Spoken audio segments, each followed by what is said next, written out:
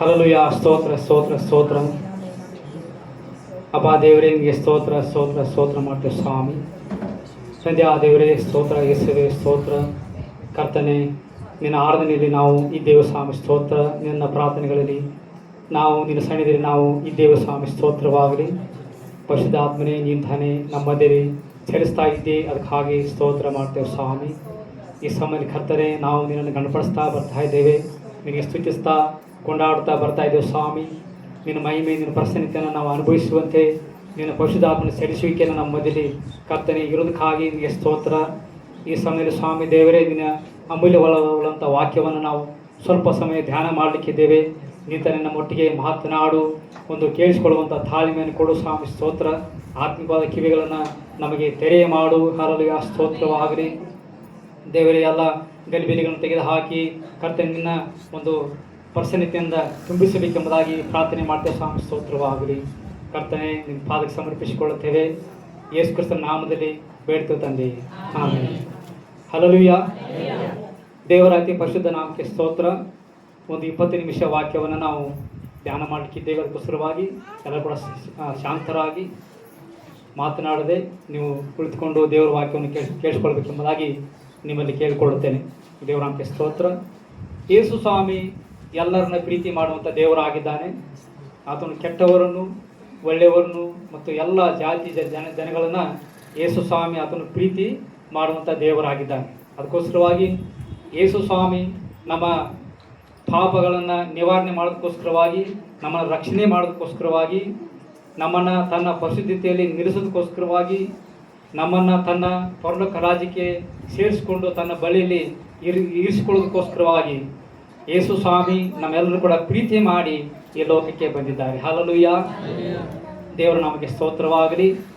ಆದುದರಿಂದ ಇವತ್ತಿನ ದಿವಸದಲ್ಲಿ ನಾವು ಕೆಲವೊಂದು ವಿಷಯಗಳನ್ನು ನಾವು ಧ್ಯಾನ ಮಾಡ್ತಿರುವಾಗ, ಯೇಸು ಸ್ವಾಮಿ ಆತನು ತಿರುಗಿ ಬರ್ತಾನೆ, ನಾವೆಲ್ಲರೂ ಕೂಡ ಸಿದ್ಧರಾಗಿರಬೇಕು ಅನ್ನುವಂಥ ವಿಷಯದಲ್ಲಿ ನಾವು ವಾಕ್ಯಗಳನ್ನು ಧ್ಯಾನ ಮಾಡಿಕೊಳ್ಳೋಣ. ಯಾಕೆಂದರೆ ಎಲ್ಲ ವಿಷಯಗಳು ಕೂಡ ಭಾಳ ಮುಖ್ಯನೇ.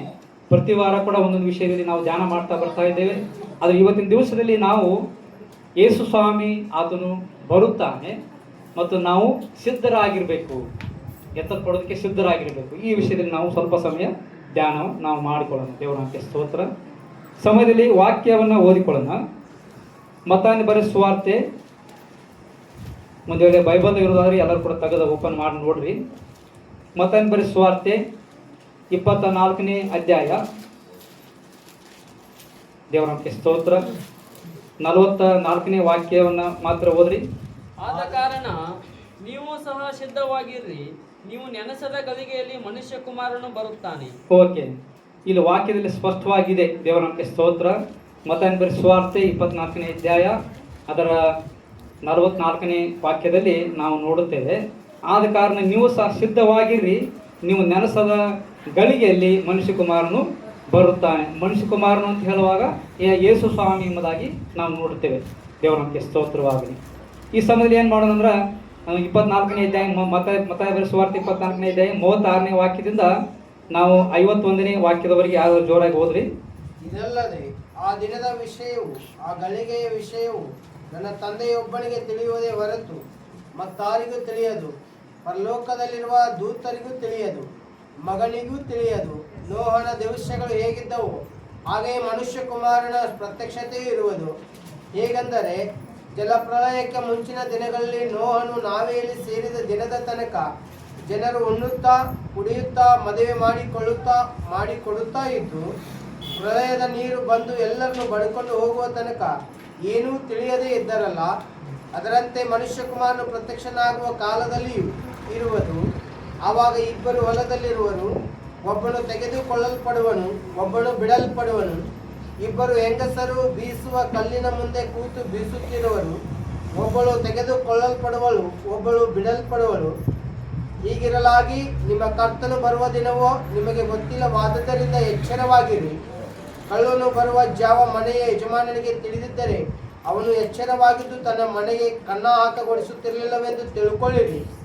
ಆದ ಕಾರಣ ನೀವು ಸಹ ಸಿದ್ಧವಾಗಿರಿ, ನೀವು ನೆನೆಸದ ಗಳಿಗೆಯಲ್ಲಿ ಮನುಷ್ಯ ಕುಮಾರನು ಬರುತ್ತಾನೆ. ಹಾಗಾದರೆ ಯಜಮಾನನು ತನ್ನ ಮನೆಯವರಿಗೆ ಹೊತ್ತಿಗೆ ಆಹಾರ ಕೊಡಲಿಕ್ಕೆ ಅವರ ಮೇಲಿಟ್ಟ ನಂಬಿಗಸ್ತನು ವಿವೇಕಿಯೂ ಆದಂಥ ಆಳು ಯಾರು? ಯಜಮಾನನು ಬಂದು ಯಾವ ಆಳು ಹೀಗೆ ಮಾಡುವುದನ್ನು ಕಾಣುವನು, ಆ ಆಳು ಧನ್ಯನು. ಅಂಥವನನ್ನು ಅವನು ತನ್ನ ಎಲ್ಲ ಆಸ್ತಿಯ ಮೇಲೆ ನೇಮಿಸುವನು ಎಂದು ನಿಮಗೆ ನಿಜವಾಗಿ ಹೇಳುತ್ತೇನೆ. ಆದರೆ ಆ ಕೆಟ್ಟ ಆಳು ನನ್ನ ಯಜಮಾನನು ತಡ ಮಾಡುತ್ತಾನೆ ಅಂತ ತನ್ನ ಮನಸ್ಸಿನಲ್ಲಿ ಅಂದುಕೊಂಡು ತನ್ನ ಜೊತೆಯ ಆಳುಗಳನ್ನು ಹೊಡೆಯುವುದಕ್ಕೆ ತೊಡಗಿ ಕುಡಿಕರ ಸಂಗಡ ಕುಡಿಯುತ್ತಾ ಇರುವುದಾದರೆ ಅವನು ನೆನೆಸದ ದಿನದಲ್ಲಿಯೂ ತಿಳಿಯದ ಗಳಿಗೆಯಲ್ಲಿಯೂ ಆ ಆಳಿನ ಯಜಮಾನನು ಬಂದು ಅವನನ್ನು ಕಠಿಣವಾಗಿ ಹೊಡೆಸಿ ಕಪಟಿಗಳಿಗೆ ಆಗತಕ್ಕ ಗತಿಯನ್ನು ಅವನಿಗೆ ನೇಮಿಸುವನು. ಅಲ್ಲಿ ಗೋಳಾಟವು ಕಟಕಟನೆ ಹಲ್ಲು ಕಡಿಯುವನು ಇರುವವು. ಓಕೆ, ದೇವರ ನಾಮಕ್ಕೆ ಸ್ತೋತ್ರವಾಗಲಿ. ಇಲ್ಲಿ ವಾಕ್ಯ ಹೇಳ್ತದೆ 24ನೇ ಅಧ್ಯಾಯ 36ನೇ ವಾಕ್ಯದಲ್ಲಿ ಆ ಸಮಯ ಮತ್ತು ಆ ಒಂದು ಗಳಿಗೆ ಅಥವಾ ಆ ದಿನದ ವಿಷಯವೂ ಆ ಗಳಿಗೆಯೂ ನನ್ನ ತಂದೆ ಒಬ್ಬನಿಗೆ ತಿಳಿದು ಹೊರತು ಮತ್ತಾರಿಗೂ ತಿಳಿಯದು ಎಂಬುದಾಗಿ ಇಲ್ಲಿ ಹೇಳ್ತದೆ. ಆ ದಿನ ಮತ್ತು ಆ ಗಳಿಗೆ ಎಂಬುದಾಗಿ ಹೇಳ್ತದೆ. ಅಂದ್ರೆ ಆ ಯೇಸು ಸ್ವಾಮಿಯ ಒಂದು ಬರುವಿಕೆ ಮತ್ತು ಯೇಸು ಸ್ವಾಮಿ ಬರುಣದ ದಿವಸ ಮತ್ತು ಆ ಗಳಿಗೆ ದೇವರಿಗೆ ಮಾತ್ರ ಗೊತ್ತಿದೆ, ನಮ್ಗೆ ಯಾರಿಗೂ ಸಹ ಅದು ಗೊತ್ತಿಲ್ಲ. ದೇವರ ನಮಗೆ ಸ್ತೋತ್ರ. ಮತ್ತೆ ಅಲ್ಲಿ ಮುಂದೆ ಹೇಳ್ತದೆ 44ನೇ ವಾಕ್ಯದಲ್ಲಿ ಹೇಳ್ತದೆ, ನೀವು ನೆನೆಸದ ಗಳಿಗೆಯಲ್ಲಿ ಆತನು ಬರುತ್ತಾನೆ ಎಂಬುದಾಗಿ ಹೇಳ್ತದೆ. ಅಂದರೆ ಇಲ್ಲಿ ದಿನ ಕೊಡಲ್ಪಟ್ಟಿದೆ ಮತ್ತು ಗಳಿಗೆ ಕೊಡಲ್ಪಟ್ಟಿದೆ. ದೇವರ ನಮಗೆ ಸ್ತೋತ್ರ. ನೀವು ನೆನೆಸದ ಗಳಿಗೆಯಲ್ಲಿ ಆತನು ಬರುತ್ತಾನೆ ಎಂಬುದಾಗಿ ನಾವು ನೋಡ್ತೇವೆ. ಹಾಗೆ ಅದೇ ಥರವಾಗಿ ಇಲ್ಲಿ ನೋಡ್ತೇವೆ 42ನೇ ವಾಕ್ಯದಲ್ಲಿ ನೋಡ್ತೇವೆ, ನಿಮ್ಮ ಕರ್ತನು ಬರುವ ದಿನವು ನಿಮಗೆ ಗೊತ್ತಿಲ್ಲವಾದ್ದರಿಂದ ಎಚ್ಚರವಾಗಿರಿ. ಅಂದ್ರೆ ಕರ್ತನ ಬರುವ ದಿನ ಗೊತ್ತಿಲ್ಲ, ಗಳಿಗೆ ಗೊತ್ತಿಲ್ಲ. ದೇವರ ನಮಗೆ ಸ್ತೋತ್ರ. ಹಲ್ಲೆಲೂಯಾ. ಅಂದ್ರೆ ನಮಗೆ ದಿವಸ ಯಾವುದೆಂಬುದಾಗಿ ಅಂದರೆ ಯೇಸು ಸ್ವಾಮಿ ಬರುಣದ ದಿವಸ ಯಾವುದೆಂಬುದಾಗಿ ನಮಗೆ ಗೊತ್ತಿಲ್ಲ. ಮತ್ತು ಅದೇ ತರವಾಗಿ ಗಳಿಗೆ ಯಾವುದೆಂಬುದಾಗಿ ಗೊತ್ತಿಲ್ಲ. ಅಂದ್ರೆ ಗಳಿಗೆ ಅಂತ ಹೇಳುವಾಗ ಸಮಯ. ದೇವರ ನಮಗೆ ಸ್ತೋತ್ರ. ಸಮಯ, ಯೇಸು ಸ್ವಾಮಿಯ ಬರುವಿಕೆ ಸಮಯ ಯಾವುದಂತ ಗೊತ್ತಿಲ್ಲ. ಯೇಸು ಸ್ವಾಮಿಯ ಬರುವ ದಿನವೂ ಗೊತ್ತಿಲ್ಲ. ಆದ್ದರಿಂದ ಅಲ್ಲಿ ದಿನವು ಎಂಬುದಾಗಿ ಬರೆಯಲ್ಪಟ್ಟಿದೆ, ಗಳಿಗೆ ಎಂಬುದಾಗಿ ಬರೆಯಲ್ಪಟ್ಟಿದೆ. ಇವೆಲ್ಲ ತಂದೆ ದೇವರಿಗೆ ಮಾತ್ರ ಗೊತ್ತು. ದಿನ ಯಾವ ದಿವಸ ಎಂಬುದಾಗಿ ಗೊತ್ತಿಲ್ಲ. ಯೇಸು ಸ್ವಾಮಿ ಬರುವುದ ಯಾವ ದಿವಸ ಎಂಬುದಾಗಿ ಗೊತ್ತಿಲ್ಲ. ಹಾಗಾದ್ರೆ ಯೇಸು ಸ್ವಾಮಿ ಯಾಕೆ ಬರ್ತಾರೆ, ಯಾಕೆ ಬರಬೇಕಾಗಿತ್ತು? ಈಗಾಗಲೇ ಯೇಸು ಸ್ವಾಮಿ ನಮ್ಮೆಲ್ಲರ ರಕ್ಷಣೆಗೋಸ್ಕರವಾಗಿ, ಪಾಪದ ಪರಿಹಾರಕ್ಕೋಸ್ಕರವಾಗಿ ಆತನು ಮಗುವಾಗಿ ಜನಿಸಿ ನಮಗಾಗಿ ಆತನು ಶಿಲುಬೆ ಮೇಲೆ ಬಲಿಯಾಗಿ ರಕ್ತವನ್ನು ಸುರಿಸಿದ್ದಾನೆ. ನಮ್ಮ ಪಾಪದ ಪರಿಹಾರವನ್ನು, ರಕ್ಷಣೆಯನ್ನು ಆತನು ಉಂಟು ಮಾಡಿದ್ದಾನೆ. ಈಗಾಗಲೇ ಆತನು ತಾನು ಸಾಯುವುದರ ಮುಖಾಂತರವಾಗಿ, ರಕ್ತ ಸುರಿಸೋದ್ರ ಮುಖಾಂತರವಾಗಿ ನಮಗೆ ರಕ್ಷಣೆಯನ್ನು ಕೊಟ್ಟಿದ್ದಾನೆ, ಪಾಪದ ಪರಿಹಾರವನ್ನು ಕೊಟ್ಟಿದ್ದಾನೆ. ದೇವರ ನಮಗೆ ಸ್ತೋತ್ರ. ಪಾಪ ಪರಿಹಾರವನ್ನು ಕೊಡೋದು ಮಾತ್ರವಲ್ಲದೆ, ನಮಗೆ ರಕ್ಷಣೆ ಕೊಡೋದು ಮಾತ್ರವಲ್ಲದೆ, ನಮ್ಮ ಜೊತೆಯಲ್ಲಿ ದೇವರು ಜೀವಿಸ್ತಾ ಇದ್ದಾರೆ. ತನ್ನ ಪವಿತ್ರಾತ್ಮ ಮೂಲಕವಾಗಿ ನಮ್ಮ ಜೊತೆಯಲ್ಲಿ ಜೀವಿಸ್ತಾ ಇದ್ದಾರೆ. ಸಭೆಯಲ್ಲಿ ದೇವರು ಚಲಿಸ್ತಾ ಇದ್ದಾರೆ, ದೇವರಾತ್ಮ ಚಲಿಸ್ತಾ ಇದ್ದಾರೆ. ನಮ್ಮ ಹೃದಯಗಳು ಕೂಡ ಬಂದು ಆತನು ಚಲಿಸ್ತಾ ಇದ್ದಾನೆ. ಯಾರೆಲ್ಲ ಯೇಸು ಕ್ರಿಸ್ತನನ್ನು ಅಂಗೀಕರಿಸಿದ್ದಾರೋ, ಯಾರೆಲ್ಲ ಯೇಸು ಕ್ರಿಸ್ತನ ಮೇಲೆ ವಿಶ್ವಾಸವನ್ನು, ನಂಬಿಕೆಯನ್ನು ಇಟ್ಟಿದ್ದಾರೋ, ಅವರಲ್ಲಿ ಯೇಸು ಕ್ರಿಸ್ತನು ತನ್ನ ಆತ್ಮನ ಮೂಲಕವಾಗಿ, ಪವಿತ್ರಾತ್ಮ ಮೂಲಕವಾಗಿ ಅವ್ರ ಹೃದಯಗಳ ಬಂದು, ಅವ್ರ ಜೀವಿತದಲ್ಲಿ ಬಂದು ಆತನು ಜೀವಿಸ್ತಾ ಇದ್ದಾನೆ. ಇದು ಯಾಕೆ ಅಂತ ಹೇಳಿದ್ರೆ, ನಮ್ಮನ್ನ ಎಲ್ಲ ವಿಧದಲ್ಲಿ ಕೂಡ ನಮಗೆ ಜಯವನ್ನು ಕೊಡೋದಕ್ಕೋಸ್ಕರವಾಗಿ, ನಮಗೆ ಸಮಾಧಾನವನ್ನು ಕೊಡೋದಕ್ಕೋಸ್ಕರವಾಗಿ, ನಮಗೆ ಆರೋಗ್ಯವನ್ನು ಕೊಡೋದಕ್ಕೋಸ್ಕರವಾಗಿ, ನಮ್ಮನ್ನು ರಕ್ಷಣೆ ಮಾರ್ಗದಲ್ಲಿ ನಡೆಸೋದಕ್ಕೋಸ್ಕರವಾಗಿ, ಅದು ಮಾತ್ರವಲ್ಲದೆ ಈ ಲೋಕದಲ್ಲಿ ನಾವು ಜಯ ಹೊಂದಿದವರಾಗಿ ಜೀವಿಸೋದಕ್ಕೋಸ್ಕರವಾಗಿ ನಮಗೆ ಸಹಾಯ ಮಾಡಲಿಕ್ಕಾಗಿ ಪವಿತ್ರಾತ್ಮನು ನಮ್ಮ ಒಳಗಡೆ ಕೊಡಲ್ಪಟ್ಟಿದ್ದಾರೆ. ಅದು ಮಾತ್ರವಲ್ಲದೆ ಈ ಭೂಲೋಕದಲ್ಲಿ ನಾವು ಜೀವಿಸುವಾಗ, ಭೂಲೋಕದಲ್ಲಿ ನಾವು ಇರುವಾಗ ನಮ್ಮನ್ನ ನಿತ್ಯ ರಾಜ್ಯಕ್ಕೆ ಅಥವಾ ಯೇಸು ಸ್ವಾಮಿಯ ಬರುಣಕ್ಕೆ ನಮ್ಮನ್ನ ಸಿದ್ಧಪಡಿಸೋದಕ್ಕೋಸ್ಕರವಾಗಿ ದೇವರು ತನ್ನ ಆತ್ಮವನ್ನು ನಮ್ಮ ಒಳಗಡೆ ಕೊಟ್ಟಿದ್ದಾರೆ, ವಾಕ್ಯವನ್ನು ಕೊಟ್ಟಿದ್ದಾರೆ. ಹಲ್ಲೆಲೂಯಾ. ದೇವರ ನಮಗೆ ಸ್ತೋತ್ರವಾಗಲಿ. ನಮ್ಮನ್ನು ದೇವರು ಸಿದ್ಧಪಡಿಸ್ತಾ ಇದ್ದಾರೆ. ಯೇಸು ಸ್ವಾಮಿ ನಮ್ಮನ್ನ ಸಿದ್ಧಪಡಿಸ್ತಾ ಇದ್ದಾರೆ. ದೇವರ ನಮಗೆ ಸ್ತೋತ್ರ. ಇಲ್ಲಿ ಓದುವಾಗ ನಾವು ನೋಡ್ತೇವೆ, ಅಲ್ಲಿ 38 ಮತ್ತು 39ನೇ ವಾಕ್ಯದಿಂದ ಮುಂದೆ ನೋಡುವಾಗ, ಅಲ್ಲಿ 38ನೇ ವಾಕ್ಯದಿಂದ ನೋಡುವಾಗ, ಅಲ್ಲಿ ಓದ್ರಿ 38ನೇ ವಾಕ್ಯವನ್ನು. ಹೇಗೆಂದರೆ ಜಲಪ್ರಳಯಕ್ಕೆ ಮುಂಚಿನ ದಿನಗಳಲ್ಲಿ ನೋಹನು ನಾವೆಯಲ್ಲಿ ಸೇರಿದ ದಿನದ ತನಕ ಜನರು ಉಣ್ಣುತ್ತಾ ಕುಡಿಯುತ್ತಾ ಮದುವೆ ಮಾಡಿಕೊಡುತ್ತಾ ಇದ್ದು.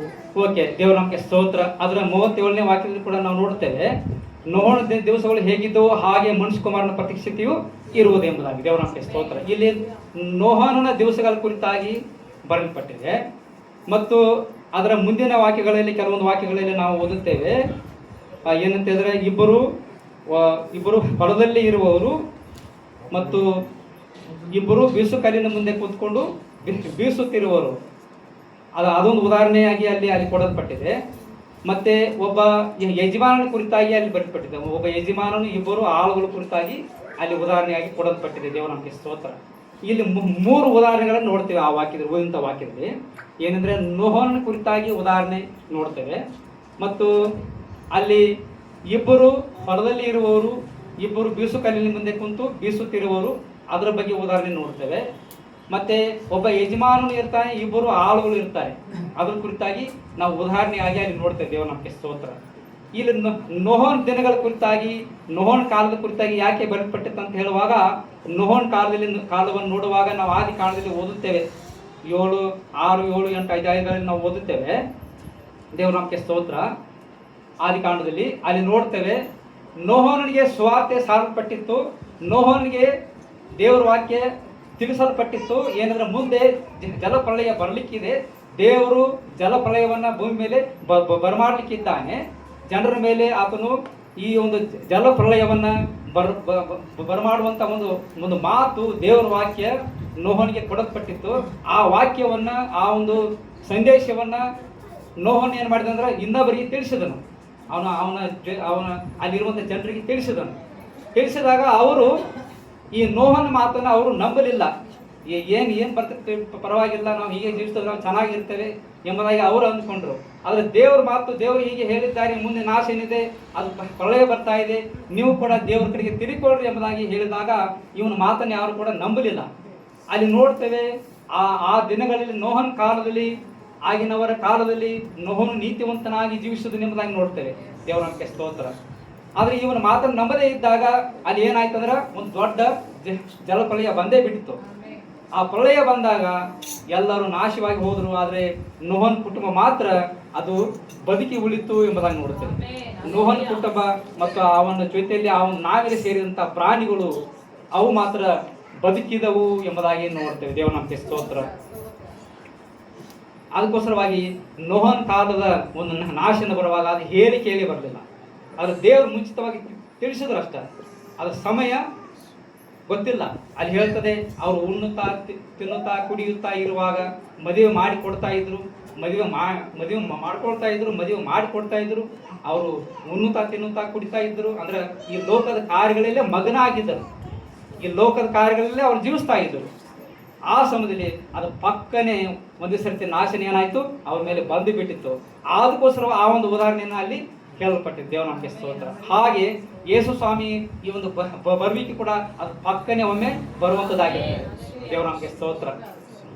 ನಾವು ಮುಂದೆ ನೋಡ್ತೇವೆ, ಅಲ್ಲಿ ನೋಡುವಾಗ 40ನೇ ವಾಕ್ಯದಿಂದ ಮುಂದೆ 40-41ನೇ ವಾಕ್ಯ ಓದ್ರಿ. ಅವಾಗ ಇಬ್ಬರು ಹೊಲದಲ್ಲಿ ಇರುವರು, ಒಬ್ಬನು ತೆಗೆದುಕೊಳ್ಳಲ್ಪಡುವನು, ಒಬ್ಬನು ಬಿಡಲ್ಪಡುವನು. ಇಬ್ಬರು ಹೆಂಗಸರು ಬೀಸುವ ಕಲ್ಲಿನ ಮುಂದೆ ಕೂತು ಬೀಸುತ್ತಿರುವರು, ಒಬ್ಬಳು ತೆಗೆದುಕೊಳ್ಳಲ್ಪಡುವಳು, ಒಬ್ಬಳು ಬಿಡಲ್ಪಡುವಳು. ಓಕೆ, ದೇವರ ನಮಗೆ ಸ್ತೋತ್ರವಾಗಲಿ. ಮತ್ತಾಯ 24 ಅದರ 40 ಮತ್ತು 41ನೇ ವಾಕ್ಯದಲ್ಲಿ ಹೀಗೆ ನಾವು ನೋಡುತ್ತೇವೆ, ಇಬ್ಬರು ಹೊಲದಲ್ಲಿ ಇರುವರು. ದೇವರ ನಮಗೆ ಸ್ತೋತ್ರವಾಗಲಿ. 41ನೇ ವಾಕ್ಯದಲ್ಲಿ 40ನೇ ವಾಕ್ಯದಲ್ಲಿ ನಾವು ನೋಡುತ್ತೇವೆ, ಆವಾಗ ಇಬ್ಬರು ಹೊಲದಲ್ಲಿ ಇರುವವರು, ಒಬ್ಬನು ತೆಗೆದುಕೊಳ್ಳಲ್ಪಡುವನು, ಒಬ್ಬನು ಬಿಡಲ್ಪಡುವನು. ಇಬ್ಬರು ಹೆಂಗಸರು ಬೀಸುವ ಕಲ್ಲಿನ ಮುಂದೆ ಕೂತು ಬೀಸುತ್ತಿರುವರು, ಒಬ್ಬಳು ತೆಗೆದುಕೊಳ್ಳಲ್ಪಡುವಳು, ಒಬ್ಬಳು ಬಿಡಲ್ಪಡುವಳು ಎಂಬುದಾಗಿ ಇಲ್ಲಿ ದೇವರ ವಾಕ್ಯದಲ್ಲಿ ನಾವು ನೋಡುತ್ತೇವೆ. ದೇವರ ನಮಗೆ ಸ್ತೋತ್ರವಾಗಲಿ. Hallelujah, hallelujah, hallelujah. ಇಲ್ಲಿ ನೋಡ್ತೇವೆ, ದೇವರ ನಮಗೆ ಸ್ತೋತ್ರವಾಗಲಿ. ಇಲ್ಲಿ ಉದಾಹರಣೆ ಆಗಿ ಹೇಳಲ್ಪಟ್ಟಿದೆ ಏನಂತ ಹೇಳಿದ್ರೆ, ಇಬ್ಬರು ಹೊಲದಲ್ಲಿ ಇರುವವರು ಅಂದ್ರೆ ಅದರ ಅರ್ಥ ಏನಂತ ಹೇಳಿದ್ರೆ, ಇಬ್ಬರು ಜೀವಿಸ್ತಾ ಇರ್ತಾರೆ, ಆದರೆ ಯೇಸು ಸ್ವಾಮಿ ಬರುವಾಗ ಒಬ್ಬರು ಎತ್ತಲ್ಪಡ್ತಾರೆ, ಒಬ್ಬರು ಇಲ್ಲೇ ಕೆಳಗಡೆ ಉಳ್ಕೊಳ್ತಾರೆ. ಅಂದ್ರೆ ಮನೆ ಬಿಟ್ಟು ಹೊರಗಡೆ ಹೋದವು. ಹೊಲದಲ್ಲಿ ಇರುವವರು ಅರ್ಥ ಏನು, ಮನೆ ಬಿಟ್ಟು ಹೊರಗೆ ಇರುವವರು ಅಂತ, ಅಥವಾ ಯಾವುದೇ ಸ್ಥಳದಲ್ಲಿ ಇದ್ದವರು. ಯೇಸು ಸ್ವಾಮಿ ಪಕ್ಕನೆ ಒಮ್ಮೆ ಬಂದು ಬಿಡ್ತಾರೆ. ಅವ್ರು ಬಂದಾಗ ಒಬ್ಬರು ಎತ್ತಲ್ಪಡ್ತಾರೆ, ಒಬ್ಬರು ಅಲ್ಲೇ ಉಳ್ಕೊಳ್ತಾರೆ. ಅದಕ್ಕೆ ಇಬ್ಬರು ಇವ್ರ ಜೊತೆಯಾಗಿರುವವರು, ಆದರೆ ಒಬ್ಬರು ಎತ್ತಲ್ಪಡುವರು, ಒಬ್ಬರು ಇಲ್ಲೇ ಉಳ್ಕೊಳ್ಳೋರು. ಈಗ ಕೆಲವರ ಹೇಳುವ ಪ್ರಕಾರವಾಗಿ ಯೇಸು ಸ್ವಾಮಿ ಮಧ್ಯಾಕಾಶದಲ್ಲಿ ಬರ್ತಾರಂತ ಅಂತೇಳಿ ಕೆಲವರು ಹೇಳ್ತಾರೆ, ಇನ್ನು ಕೆಲವರು ಭೂಮಿಗೇನೆ ಬಂದು ಬಿಡ್ತಾರಂತ ಕೆಲವರು ಹೇಳ್ತಾರೆ. ಕೆಲವರ ರಹಸ್ಯ ಬರೋಣ ಬೇರೆಯಾಗಿದೆ, ಬಹಿರಂಗ ಬರೋಣ ಬೇರೆಯಾಗಿದೆ ಎಂಬುದಾಗಿ ಹೇಳ್ತಾರೆ. ಆತನು ಬರುವಾಗ ಏನೇನೋ ಸೂಚನೆಗಳೆಲ್ಲ ಸಂಭವಿಸ್ತದೆ ಎಂಬುದಾಗಿ ಬೈಬಲ್ ವಾಕ್ಯದಲ್ಲಿ ಬರೆಯಲ್ಪಟ್ಟಿದೆ. ಅದು ಏನೇ ಇರಲಿ, ಆದರೆ ಯೇಸು ಸ್ವಾಮಿ ಬರುವುದು ಮಾತ್ರ ಖಚಿತವಾಗಿದೆ.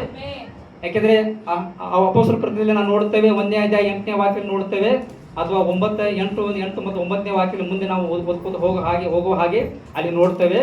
ಅಂದರೆ ಯೇಸು ಸ್ವಾಮಿ ಯಾವ ರೀತಿಯಾಗಿ ಮೇಲಕ್ಕೆ ಏರಿ ಹೋದನು, ಹಾಗೆ ಮತ್ತೆ ತಿರುಗಿ ಬರುತ್ತಾನೆ ಎಂಬುದಾಗಿ ದೇವದೂತರು ಶಿಷ್ಯರಿಗೆ ಹೇಳಿದ್ದನ್ನ ಅಲ್ಲಿ ನಾವು ಓದುತ್ತೇವೆ. Hallelujah, hallelujah. ಅಂದ್ರೆ ಅದನ್ನು ಹೇಗಾದ್ರೆ ಬರಲಿ, ಆದರೆ ಯೇಸು ಸ್ವಾಮಿ ಬರುವುದು ಮಾತ್ರ ಗ್ಯಾರಂಟಿ. ಈಗ ಮೇಘಗಳೊಂದಿಗೆ ನಾನು ಬರುತ್ತೇನೆ ಎಂಬುದಾಗಿ ಪ್ರಕಟಣೆ ಪುಸ್ತಕದಲ್ಲಿ ಕೂಡ ನಾವು ಓದುತ್ತೇವೆ. ದೇವರ ನಾಮಕ್ಕೆ ಸ್ತೋತ್ರವಾಗಿ. ಆದುದರಿಂದ ಯೇಸು ಸ್ವಾಮಿ ಅವ್ರು ಯಾಕೆ ಬರ್ತಾರೆ ಅಂದರೆ ನಮ್ಮನ್ನು ಕರ್ಕೊಂಡು ಹೋಗಲಿಕ್ಕೆ ಬರ್ತಾರೆ. ಈ ಸಭೆಯನ್ನು ಸಿದ್ಧಪಡಿಸಿ ಪರಿಶುದ್ಧ ಆತ್ಮನ ನಮಗೆ ಕೊಟ್ಟು, ನಮ್ಮನ್ನು ಸಿದ್ಧಪಡಿಸಿ, ನಮಗೆ ಉಪದೇಶ ಕೊಟ್ಟು, ನಮಗೆ ಬೈಬಲ್ ವಾಕ್ಯ ಕೊಟ್ಟು, ನಮ್ಮನ್ನು ಸಿದ್ಧಪಡಿಸುತ್ತಾ ಇಷ್ಟಾದ ಕಷ್ಟಪಡೋದು ಯಾಕೆ ಅಂತ ಹೇಳಿದ್ರೆ, ನಮ್ಮನ್ನು ಕರ್ಕೊಂಡು ಹೋಗಲಿಕ್ಕೆ ಸ್ವಾಮಿ ಅವ್ರು ತಿರುಗಿ ಬಂದೇ ಬರ್ತಾರೆ. ದೇವರ ನಾಮಕ್ಕೆ ಸ್ತೋತ್ರವಾಗಿ. ಅದಕ್ಕೆ ಇಲ್ಲಿ ಯೇಸು ಸ್ವಾಮಿ ಹೇಳಿದಂಥ ವಾಕ್ಯದಲ್ಲಿ ಓದುತ್ತೇವೆ, ಏನಂತ ಹೇಳಿದ್ರೆ, ಇಬ್ಬರು ಹೊರದಲ್ಲಿ ಇರುವರು, ಒಬ್ಬರು ಎತ್ತಲ್ಪಡುವರು, ಒಬ್ಬರು ಇಲ್ಲೇ ಉಳ್ಕೊಳ್ಳುವರು.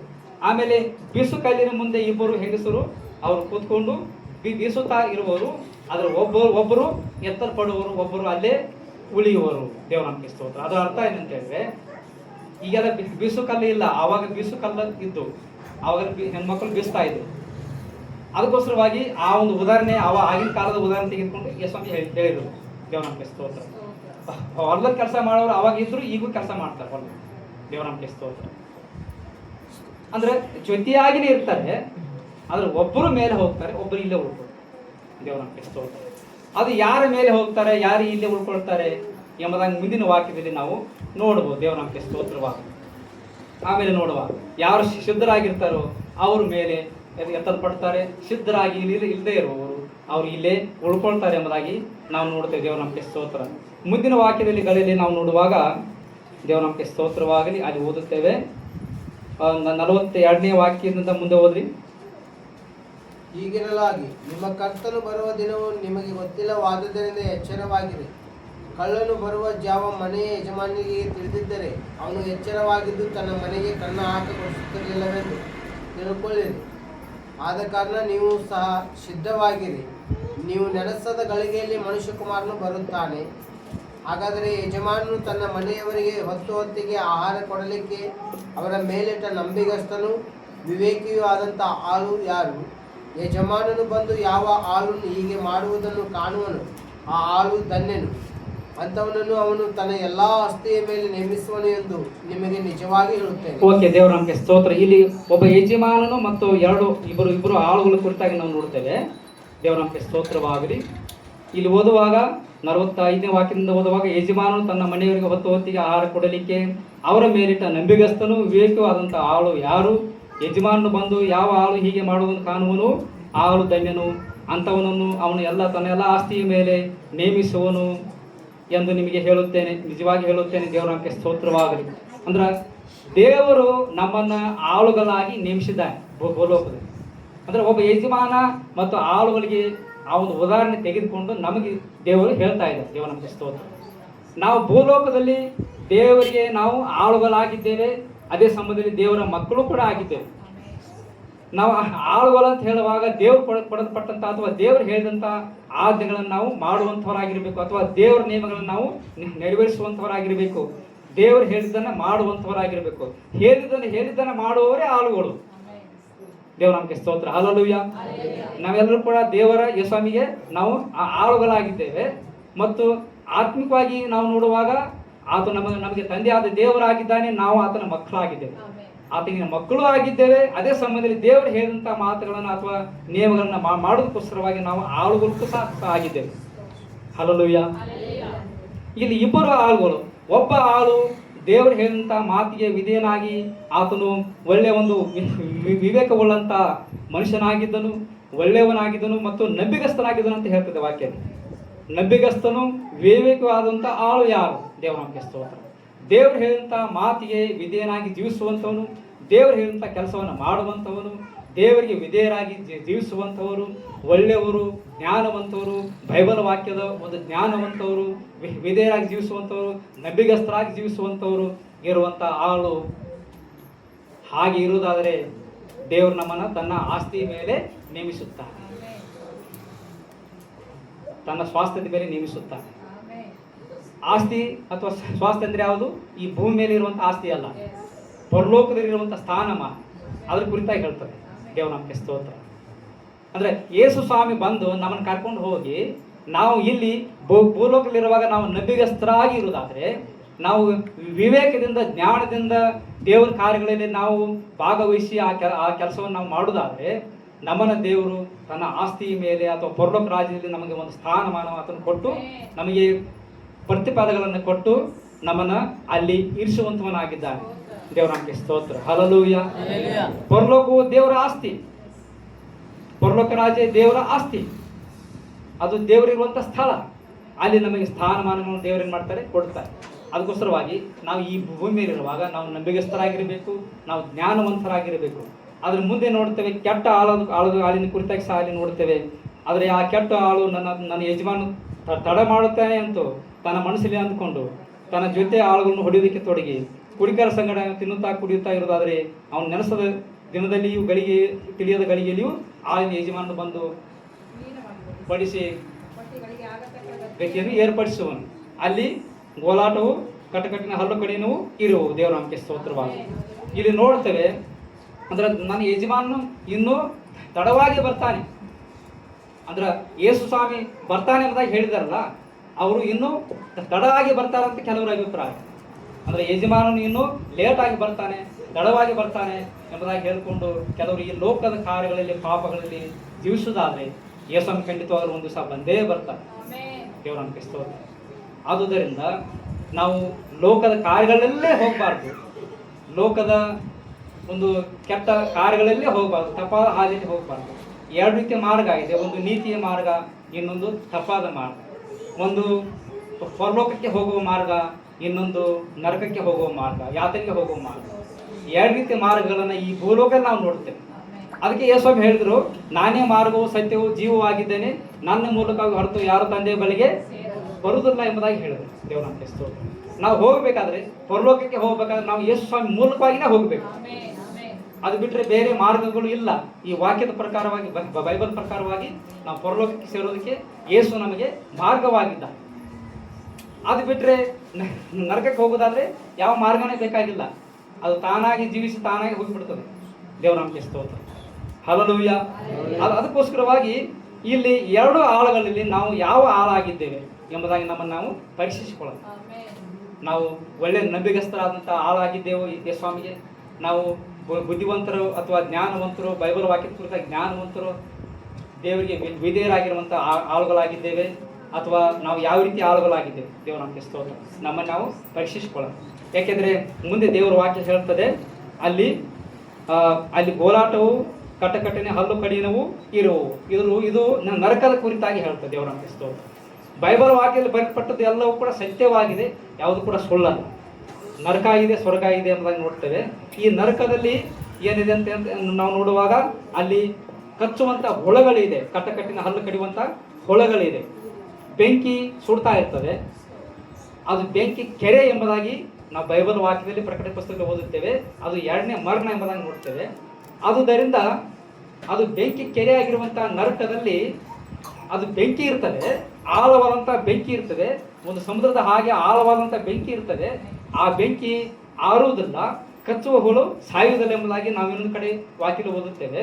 ಅದಕ್ಕೋಸ್ಕರವಾಗಿ ಅಲ್ಲಿ ನರಕಕ್ಕೆ ಹೋಗಬಾರ್ದು ಎಂಬುದಾಗಿ, ಅಲ್ಲಿ ನರಕಕ್ಕೆ ಹೋಗಬಾರ್ದು ಅನ್ನುವಂಥ ಉದ್ದೇಶದಿಂದಲೇ ಯೇಸು ಸ್ವಾಮಿ ನಮ್ಮನ್ನು ರಕ್ಷಣೆ ಮಾಡೋದಕ್ಕೋಸ್ಕರವಾಗಿ, ಲೋಕದ ಜನರನ್ನು ರಕ್ಷಣೆ ಮಾಡೋದಕ್ಕೋಸ್ಕರವಾಗಿ, ನಮ್ಮ ಪಾಪಗಳನ್ನು ಪರಿಹಾರ ಮಾಡಿ ನಮ್ಮನ್ನು ಅಲ್ಲಿ ಪರಲೋಕಕ್ಕೆ ಕರ್ಕೊಂಡು ಹೋಗೋದಕ್ಕೋಸ್ಕರವಾಗಿ, ನರಕದಿಂದ ನಮ್ಮನ್ನು ತಪ್ಪಿಸೋದಕ್ಕೋಸ್ಕರವಾಗಿ ಯೇಸು ಸ್ವಾಮಿಯ ಲೋಕಕ್ಕೆ ಬರಬೇಕಾಗಿತ್ತು. ಹಲ್ಲುಯ್ಯ. ಕಟ್ಟಕಟ್ಟನೆ ಹಲ್ಲು ಕಡಿಯೂ ಇರುವು, ನರಕದಲ್ಲಿ ಬೆಂಕಿ, ಆ ಬೆಂಕಿಯಲ್ಲಿ ಕಚ್ಚುವಂಥ ಫಲ ಸಾಯುವುದಿಲ್ಲ ಎಂಬುದಾಗಿ. ಅದು ನಿತ್ಯಕ್ಕೂ ಯಾತನೆಯ ಸ್ಥಳ, ಅದು ನರಕ ಎಂಬುದಾಗಿ ನೋಡುತ್ತೆ. ದೇವರ ನಾಮಕ್ಕೆ ಸ್ತೋತ್ರ. ಆದರೆ ಪರಲೋಕ ರಾಜ್ಯವು ಅದು ಸಮಾಧಾನವಾದ ಸ್ಥಳ, ಅದು ನಿತ್ಯಕ್ಕೂ ಜೀವಿಸುವಂಥ ಸ್ಥಳ, ಅದು ನಿತ್ಯವಾಗಿರ್ತದೆ, ಅದು ದೇವರ ಜೊತೆ ನಿತ್ಯವಾಗಿ ಜೀವಿಸುವಂಥ ಸ್ಥಳ ಎಂಬುದಾಗಿ ನಾವು ನೋಡುತ್ತೇವೆ. ಈ ಲೋಕದಲ್ಲಿ ಸ್ವಲ್ಪ ಕಾಲ ಕಷ್ಟಗಳು ಇರ್ಬೋದು, ಸಮಸ್ಯೆಗಳು ಇರ್ಬೋದು, ಹೋರಾಟಗಳು ಇರ್ಬೋದು, ತೊಂದರೆಗಳು ಇರ್ಬೋದು, ನಿಂದೆ ಅಪಮಾನಗಳು ಎಲ್ಲವೂ ಕೂಡ ಇರ್ಬೋದು.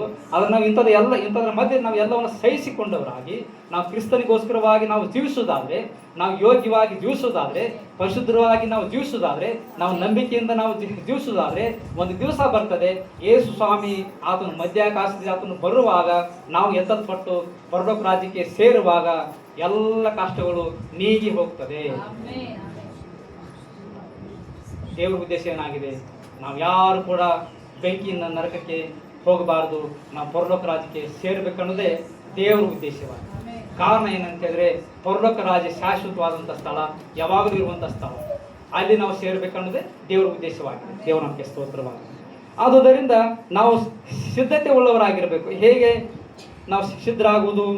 ನಾವು ನೋಡ್ತೇವೆ, ಯೇಸು ಸ್ವಾಮಿ ಹೇಳಿದರು, ಯೋಹಾನ ಬರೆದ ಸುವಾರ್ತೆಯಲ್ಲಿ ಹೇಳಿದರು, 14ನೇ ಅಧ್ಯಾಯದಲ್ಲಿ 1-2 ವಾಕ್ಯದಲ್ಲಿ ಹೇಳಿದರು, ನಾನು ನಿಮಗೆ ಸ್ಥಳವನ್ನು ಸಿದ್ಧ ಮಾಡೋದಕ್ಕೆ ಹೋಗುತ್ತೇನೆ, ಸ್ಥಳ ಸಿದ್ಧ ಮಾಡಿದ ಮೇಲೆ ನಾನು ತಿರುಗಿ ಬಂದು ನಿಮ್ಮನ್ನು ಕರ್ಕೊಂಡು ಹೋಗಿ ನಾನಿರುವಂಥ ಸ್ಥಳದಲ್ಲಿ ನಿಮ್ಮನ್ನು ಸೇರಿಸುತ್ತೇನೆ, ಯಾಕೆಂದರೆ ನಾನು ಇರುವ ಸ್ಥಳದಲ್ಲಿ ನೀವು ಸಹ ಇರಬೇಕು ಎಂಬುದಾಗಿ ಹೇಳಿದರು. ಹಲ್ಲೆಲೂಯಾ. ಆ ವಾಕ್ಯವನ್ನು 1 ನಿಮಿಷ ಓದ್ರಿ. ಯೋಹಾನ ಬರೆದ ಸುವಾರ್ತೆ 14ನೇ ಅಧ್ಯಾಯ.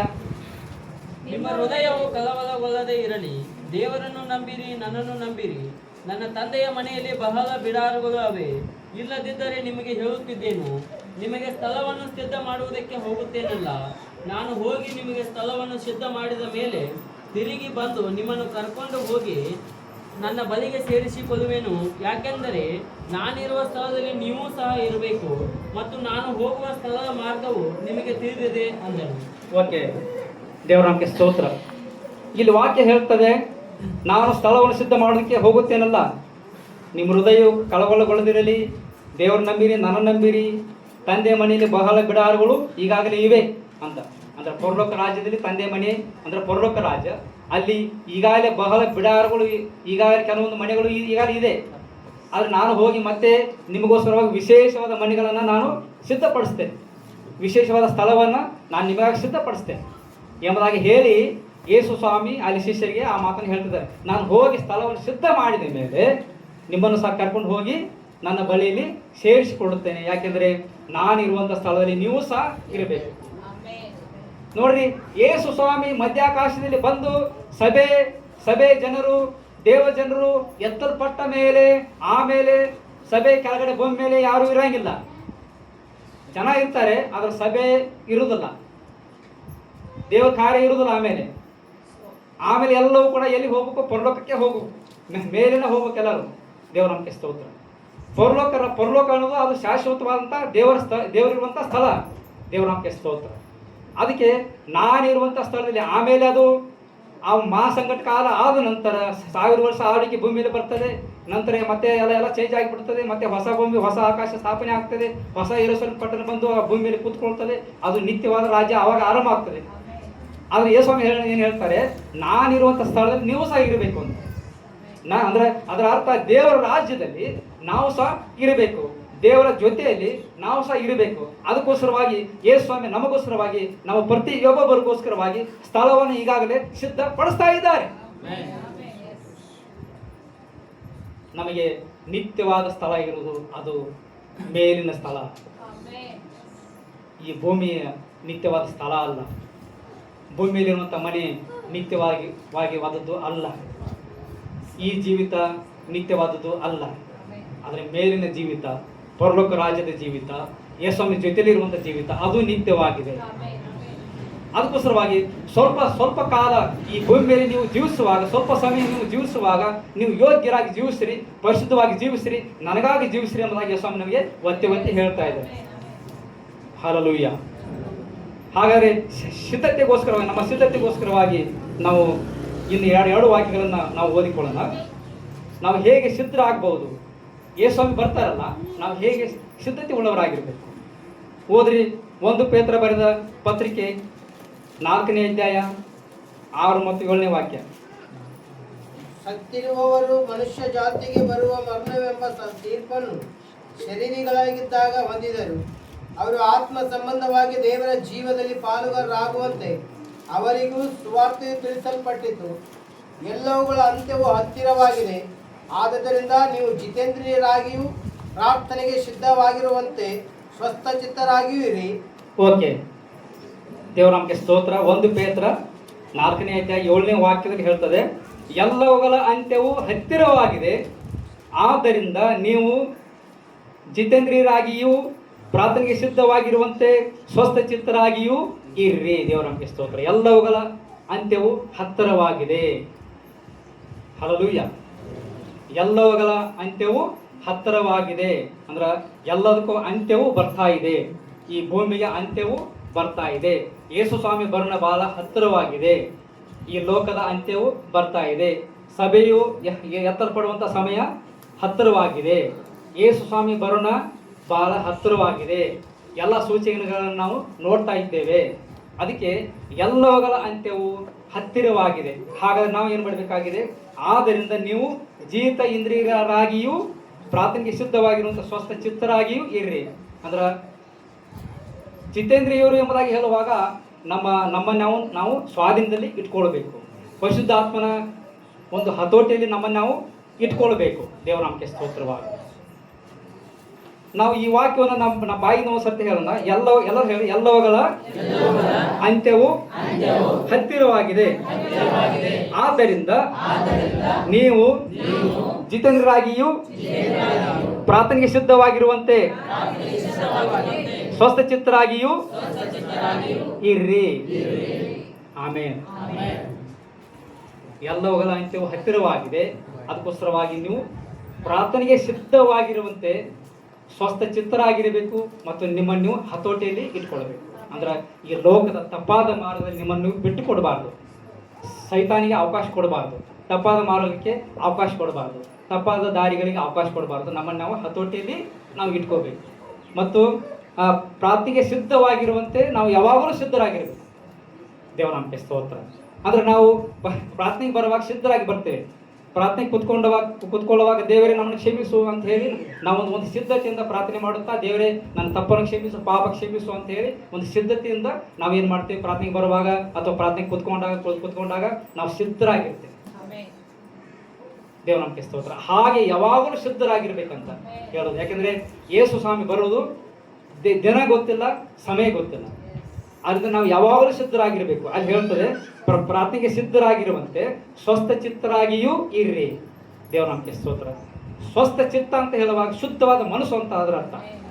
ಅದಕ್ಕೆ ನಿರ್ಮಲ ಚಿತ್ತರು ದೇವರನ್ನ ನೋಡುವರು ಎಂಬುದಾಗಿ ದೇವರ ವಾಕ್ಯದಲ್ಲಿ ನಮ್ಮ ಮತ್ತಾಯ 5:8 ನಾವು ಓದುತ್ತೇವೆ. ನಿರ್ಮಲ ಚಿತ್ತರು ಧನ್ಯರು, ಅವರ ದೇವರನ್ನ ನೋಡುವರು ಎಂಬುದಾಗಿ. ನಮ್ಮ ಚಿತ್ತ, ನಮ್ಮ ಮನಸ್ಸು ಕೂಡ ಅದು ಶುದ್ಧವಾಗಿರ್ಬೇಕಂತ ಹೇಳ್ತದೆ. ಅದಕ್ಕೆ ಸ್ವಸ್ಥ ಚಿತ್ತರಾಗಿ ನೀವು ಇರಬೇಕು. ನಿಮ್ಮ ಆಲೋಚನೆ ಶುದ್ಧವಾಗಿರಬೇಕು. ನಿಮ್ಮ ಮನಸ್ಸು ಶುದ್ಧವಾಗಿರಬೇಕು. ನಿಮ್ಮ ಹೃದಯ ಶುದ್ಧವಾಗಿರಬೇಕು. ಪ್ರಾರ್ಥನೆ ಹೇಗೆ ಸಿದ್ಧರಾಗಿರ್ತೀರೋ ಹಾಗೆ ಯಾವಾಗಲೂ ಸಿದ್ಧತೆ ಉಳ್ಳವರಾಗಿರಬೇಕು. ದೇವರು ನಮಗೆ ಸ್ತೋತ್ರವಾಗಿ. ಹಾಗೆ ನಾವು ಓದೋಣ. ಅಲ್ಲಿ ಲೂಕನ ಬರೆದ ಸುವಾರ್ತೆ 21ನೇ ಅಧ್ಯಾಯ 35-36 ವಾಕ್ಯ ಓದ್ರಿ. 34ರಿಂದ ಓದ್ರಿ. ನಿಮ್ಮ ವಿಷಯದಲ್ಲಿ ಜಾಗರೂಕರಾಗಿರಿ. ಅತಿ ಭೋಜನದ ಮಂದಡಿಯಿಂದ ಮೊದಲಿನಿಂದಲೂ ಪ್ರಪಂಚದ ಚಿಂತೆಯಿಂದಲೂ ನಿಮ್ಮ ಹೃದಯಗಳನ್ನು ಭಾರವಾಗಿರಲಿ. ಆ ದಿವಸವು ನಿಮ್ಮ ಮೇಲೆ ಉರುಳಿನಂತೆ ಪಕ್ಕನೆ ಬಂದಿತ್ತು. ಆ ದಿವಸವು ಭೂನಿವಾಸಿಗಳೆಲ್ಲರ ಮೇಲೆ ಬರುವುದು.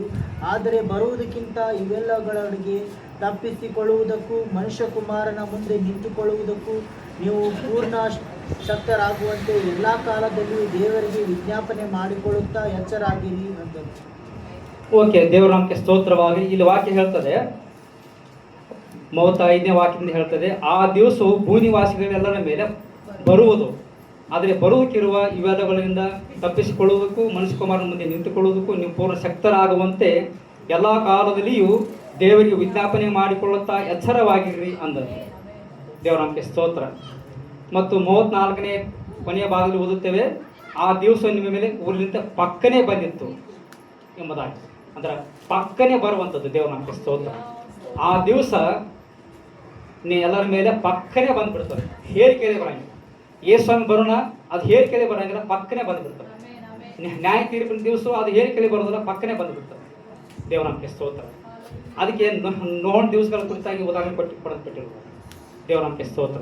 ಇಲ್ಲಿ ಹೇಳ್ತದೆ, ವಾಕ್ಯ ಹೇಳ್ತದೆ ಏನಂತ ಹೇಳಿದ್ರೆ, ನೀವು ಮನುಷ್ಯ ಕುಮಾರನ ಮುಂದೆ ನಿಂತುಕೊಳ್ಳುವುದಕ್ಕೂ ಅದರಿಂದ ಆ ದಿವಸದಿಂದ ಕಷ್ಟಗಳಿಂದ ನೀವು ತಪ್ಪಿಸಿಕೊಳ್ಳುವುದಕ್ಕೂ ಪೂರ್ಣ ಶಕ್ತರಾಗುವಂತೆ ಎಲ್ಲ ಕಾಲದಲ್ಲಿಯೂ ದೇವರಿಗೆ ವಿಜ್ಞಾಪನೆ ಮಾಡಿಕೊಳ್ಳುತ್ತಾ ಎಚ್ಚರವಾಗಿರಲಿ. ದೇವರಿಗೆ ವಿಜ್ಞಾಪನೆ ಮಾಡಿಕೊಳ್ಳುತ್ತಾ ಎಚ್ಚರವಾಗಿರಲಿ. ದೇವರ ಸ್ತೋತ್ರ. ಎಲ್ಲ ಕಾಲದಲ್ಲಿ ಅಲ್ಲಿ ಹೇಳ್ತದೆ, ನೀವು ಪೂರ್ಣ ಶಕ್ತರಾಗುವಂತೆ ಎಲ್ಲ ಕಾಲದಲ್ಲಿಯೂ ನೀವು ವಿಜ್ಞಾಪನೆ ಮಾಡಿಕೊಳ್ಳುತ್ತಾ, ಎಲ್ಲ ಕಾಲದಲ್ಲಿಯೂ ನೀವು ವಿಜ್ಞಾಪನೆ ಮಾಡಿಕೊಳ್ಳುತ್ತಾ. ದೇವರ ನಾಮಕ್ಕೆ ಸ್ತೋತ್ರ.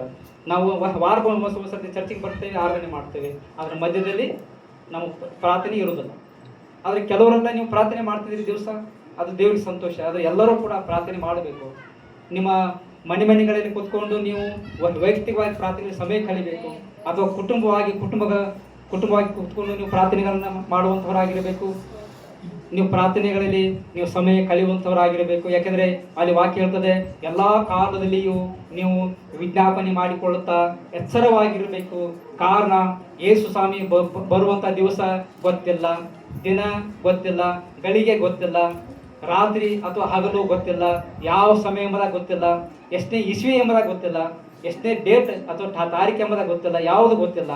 ಆದುದರಿಂದ ನಾವು ಎಲ್ಲ ಕಾಲದಲ್ಲಿಯೂ ಪ್ರಾರ್ಥನೆ ಮಾಡುತ್ತಾ ವಿಜ್ಞಾಪನೆಗಳನ್ನು ಮಾಡುತ್ತಾ ಎಚ್ಚರವಾಗಿರಬೇಕು. ನಾವು ಎಚ್ಚರವಾಗಿರ್ಬೇಕಾಗುತ್ತೆ. ದೇವರ ನಾಮಕ್ಕೆ ಸ್ತೋತ್ರ. ಹಲ್ಲೆಲೂಯಾ. ಇದೇ ಸಿದ್ಧತೆ. ನಾವು ಇಂದು ಕಡೆ ಓದುತ್ತೇವೆ, ಪರಿಶುದ್ಧತೆ ಇಲ್ಲದೆ ಯಾರು ದೇವರನ್ನು ಕಾಣಲಿಕ್ಕೆ ಆಗುವುದಿಲ್ಲ ಎಂಬುದಾಗಿ. ದೇವರ ನಾಮಕ್ಕೆ ಸ್ತೋತ್ರವಾಗಲಿ. ಅಲ್ಲಿ ಹೇಳ್ತದೆ, ನಾನು ತಿರುಗಿ ಬರುತ್ತೇನೆ ಎಂಬುದಾಗಿ ಯೇಸು ಸ್ವಾಮಿ ಹೇಳಿದರು. ಆದರೆ ಬರೋಣಕ್ಕೋಸ್ಕರವಾಗಿ ನಾವು ಸಿದ್ಧತೆ ಉಳ್ಳವರಾಗಿರಬೇಕು. ದೇವರ ನಾಮಕ್ಕೆ ಸ್ತೋತ್ರವಾಗಲಿ.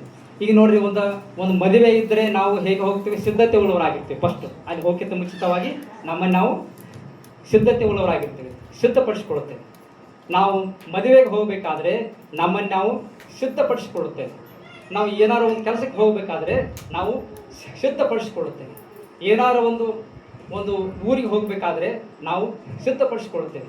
ನಾವು ಏನಾದ್ರು ಒಂದು ಸ್ಥಳಕ್ಕೆ ಹೋಗಬೇಕಾದ್ರೆ ನಮ್ಮನ್ನು ನಾವು ಸಿದ್ಧಪಡಿಸಿಕೊಳ್ತೇವೆ.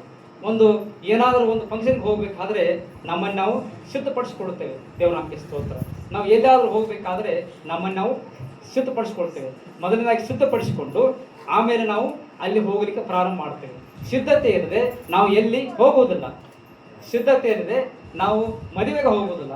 ಸಿದ್ಧತೆ ಇಲ್ಲದೆ ನಾವು ಎಲ್ಲಾದರೂ ಯಾವುದೇ ಸ್ಥಳಕ್ಕೆ ಹೋಗುವುದಿಲ್ಲ, ಫಂಕ್ಷನ್ಗೆ ಹೋಗುವುದಿಲ್ಲ. ಆದರೆ ಎಲ್ಲದಕ್ಕೂ ಸಿದ್ಧತೆ ಅನ್ನೋದು ಇರ್ತದೆ. ಸಿದ್ಧತೆ ಉಳ್ಳವರಾಗಿ ನಾವು ಹೋಗ್ತೇವೆ. ಹಾಗಾದರೆ ಈ ಲೋಕದಲ್ಲಿ ನಾವು ಎಲ್ಲೇ ಬಂದರೂ ಎಲ್ಲೇ ಹೋದರೂ ಕೂಡ ನಾವು ಸಿದ್ಧತೆ ಉಳ್ಳವರಾಗಿ ನಾವು ಹೋಗಬೇಕಾದ್ರೆ, ಪರಲೋಕಕ್ಕೆ ಹೋಗಬೇಕಾದ್ರೆ ನಮ್ಮಲ್ಲಿ ಎಷ್ಟೋ ಹೆಚ್ಚಾಗಿ ಸಿದ್ಧತೆ ಬೇಕು. ಹಲ್ಲೆಲೂಯಾ. ಒಂದು ಸಣ್ಣ ಫಂಕ್ಷನ್ ಅಥವಾ ಮದುವೆ ಹೋಗ್ಬೇಕಾದ್ರೆ ನಾವು ಎಷ್ಟೋ ಸಿದ್ಧತೆ ಉಳ್ಳವರಾಗಿ ಹೋಗ್ತೇವೆ. ಒಳ್ಳೆ ಬಟ್ಟೆಗಳನ್ನ ಹಾಕೊಂಡು ಸಿದ್ಧತೆಯಿಂದ ನಾವು ಹೋಗ್ತೇವೆ. ಈ ಲೋಕದಲ್ಲಿ ಹೀಗೆ ನಾವು ಸಿದ್ಧತೆ ಉಳ್ಳವರಾಗಿ ನಾವು ಹೋಗಬೇಕಾದ್ರೆ ಪರಲೋಕ ರಾಜ್ಯ ಬಹಳ ಮಹಿಮೆ ಉಳ್ಳದ್ದು, ಬಹಳ ವಿಶಾಲವಾದದ್ದು. ಕೆಲವರು ಹೇಳ್ತಾರೆ, ಈ ಪರಲೋಕ ರಾಜ್ಯ ಈ ಭೂಮಿಗಿಂತಲೂ 3 ಪಟ್ಟು ಅಗಲವಾಗಿದೆ ಎಂಬುದಾಗಿ ದೇವರ ಸ್ತೋತ್ರ. ಅಲ್ಲಿರುವಂಥ ಸ್ಥಳ ವ್ಯತ್ಯಾಸವಾಗಿರ್ತದೆ, ಅಲ್ಲಿರುವಂಥ ಜೀವ ಜಲ ವ್ಯತ್ಯಾಸವಾಗಿರ್ತದೆ, ಅಲ್ಲಿರುವಂಥ ಗಿಡಗಳು, ಹೂವಿನ ಗಿಡಗಳು ಎಲ್ಲ ವ್ಯತ್ಯಾಸವಾಗಿರ್ತದೆ. ಅಲ್ಲಿರುವಂಥ ಕಾಣುವಂಥ ಸ್ಥಳಗಳು ಪ್ರತಿಯೊಂದು ಕೂಡ ಎಲ್ಲ ವ್ಯತ್ಯಾಸವಾಗಿರ್ತದೆ. ಯಾಕಂದರೆ ಅದು ದೇವರಿರುವಂಥ ಸ್ಥಳ, ದೇವರೇ ಸಿದ್ಧ ಮಾಡಿರುವಂಥ ಸ್ಥಳ, ದೇವರೇ ಸಿದ್ಧ ಮಾಡಿರುವಂಥ ಮನೆಗಳು ಅಲ್ಲಿರ್ತದೆ. ದೇವರ ನಾಮಕ್ಕೆ ಸ್ತೋತ್ರ. ಹಲ್ಲೆಲೂಯಾ. ಅದಕ್ಕೋಸ್ಕರವಾಗಿ ಪರಲೋಕಕ್ಕೆ ಹೋಗಬೇಕಾದ್ರೆ ಎಷ್ಟೋ ಸಿದ್ಧತೆ ಬೇಕು. ಒಬ್ಬ ವ್ಯಕ್ತಿ ನಮ್ಮ ದೇಶ ಬಿಟ್ಟು ಬೇರೆ ದೇಶಕ್ಕೆ ಹೋಗಬೇಕಾದ್ರೆ ಅವನಿಗೆ ಎಷ್ಟೋ ಬಟ್ಟೆಗಳು ಬೇಕು, ಅವನಿಗೆ ಎಷ್ಟೋ ಬ್ಯಾಗ್ಗಳು ಬೇಕು, ಅವನಿಗೆ ಹಣ ಬೇಕು, ಸಿದ್ಧತೆ ಬೇಕು. ಬೇರೆ ದೇಶಕ್ಕೆ ಹೋಗಬೇಕಾದ್ರೆ ಎಲ್ಲವನ್ನು ತೆಗೆದುಕೊಂಡು ಹೋಗ್ತಾನೆ. ಪಾಸ್ಪೋರ್ಟ್, ವೀಸಾ ಏನೇನು ಬೇಕಾಗ್ತದೆ, ಎಲ್ಲ ಸಿದ್ಧತೆ ಬೇಕು. ಒಂದು ಸ್ಥಳದಿಂದ ಇನ್ನೊಂದು ಸ್ಥಳಕ್ಕೆ ಹೋಗ್ಬೇಕಾದ್ರೆ ಬಟ್ಟೆಗಳು ಬೇಕು, ಬ್ಯಾಗ್ ಬೇಕು, ಹಣ ಬೇಕು, ಏನು ಸಿದ್ಧತೆ ಬೇಕು. ಆದರೆ ಪರಲೋಕಕ್ಕೆ ಹೋಗಬೇಕಾದ್ರೆ ಸಿದ್ಧತೆ ಬೇಕೇ ಬೇಕು. ಸಿದ್ಧತೆ ಇಲ್ಲದೆ ಪರಲೋಕ ರಾಜ್ಯಕ್ಕೆ ಸೇರಿ ಹೋಗ್ಲಿಕ್ಕೆ ಆಗುದಿಲ್ಲ. ಸಿದ್ಧತೆ ಇಲ್ಲದೆ ಯೇಸುವನ್ನು ಬರುವಾಗ ಎತ್ತಲ್ಪಡ್ಲಿಕ್ಕೆ ಆಗುದಿಲ್ಲ. ದೇವರ ನಮಗೆ ಸ್ತೋತ್ರವಾದ. ನಾವು ಬೆಂಗಳೂರಿಗೆ ಹೋಗ್ಬೇಕಾದ್ರೆ ಟ್ರೈನು ಅಥವಾ ಬಸ್ಸಿಗೆ ಹೋಗ್ತೇವೆ. ಬೇರೆ ದೇಶಕ್ಕೆ ಹೋಗ್ಬೇಕಾದ್ರೆ ನಾವು ವಿಮಾನಕ್ಕೆ ಹೋಗ್ತೇವೆ ಅಥವಾ ಇನ್ನು ಯಾವುದಕ್ಕೆ ಹೋಗ್ತೇವೆ. ಇಲ್ಲಿ ಒಂದು ಸ್ಥಳದಿಂದ ಇನ್ನೊಂದು ಸ್ಥಳಕ್ಕೆ ಹೋಗ್ಬೇಕಾದ್ರೆ ನಮಗೆ ವಾಹನಗಳು ಇರ್ತದೆ. ಟ್ರೈನು, ಬಸ್ಸು ಮತ್ತು ಕಾರ ಮತ್ತು ಇನ್ನೊಂದು ಇಲ್ಲಿ ಏರೋಪ್ಲೇನು, ಹೀಗೆ ವಾಹನಗಳು ಇರ್ತವೆ.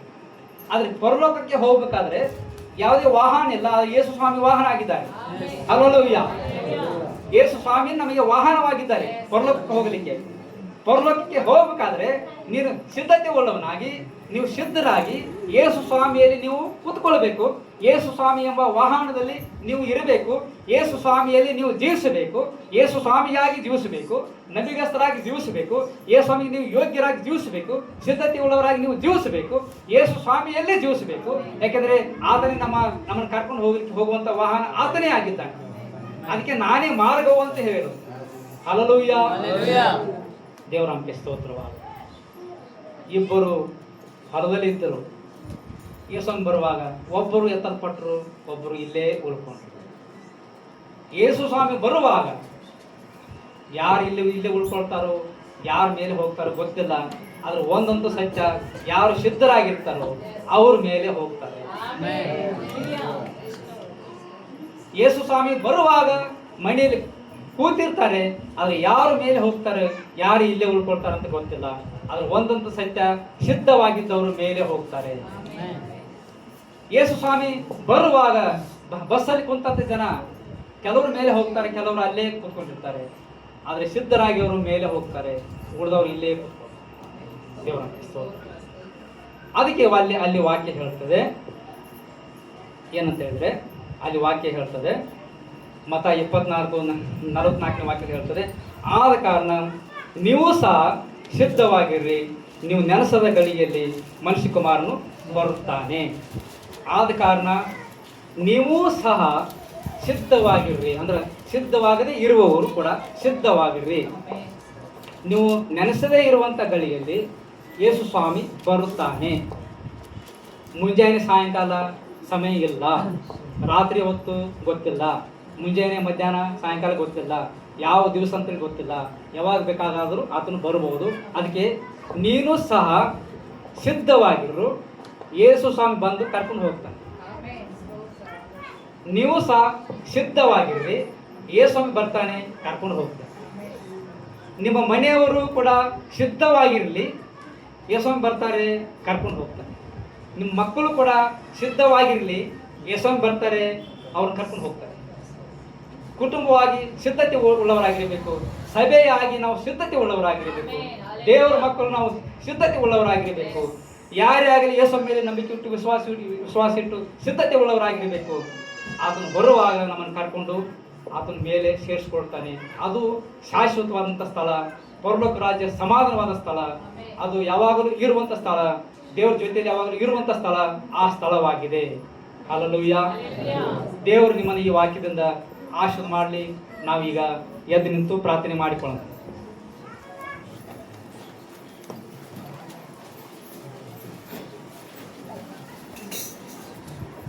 Thank you Jesus. ಹಲ್ಲೆಲೂಯಾ. ಸ್ತೋತ್ರ ಸ್ತೋತ್ರ ಸ್ತೋತ್ರ ಸ್ತೋತ್ರವಾಗಲಿ.